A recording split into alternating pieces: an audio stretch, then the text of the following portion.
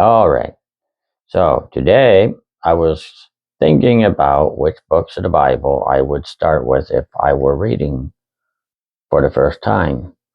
So I wrote down I have 3 books that I would start with, and from that point you could go wherever you wanted to go. The first book I would do would be Genesis. I think Genesis would be a good one just because you can get the creation story in, Noah's Ark and the flood, Abraham, Isaac, Joseph, right out to Egypt. You can kind of get the main portions of the beginning of all things. And then you get to Exodus, and by that time, you're probably going to be getting a little bit tired. You can continue into Exodus if you want to, but if you start getting tired, I would say take a break and maybe jump to the New Testament. In the New Testament, I would start with the book of Luke. The book of Luke is one of the 4 Gospels, and the 4 Gospels, most of them have to do with everything throughout Jesus' life up until his death.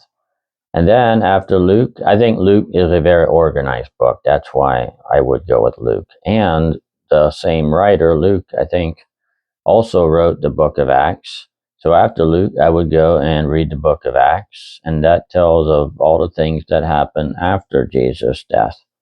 So between Luke and Acts, you pretty much have all the New Testament covered right there.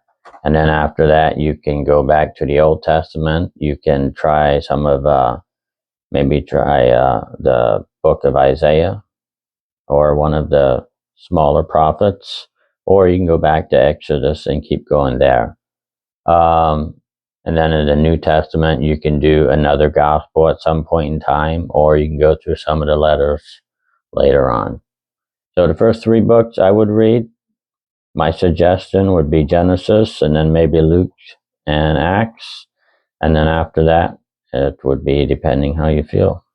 So let me know if you do anything different, and I'll get back later.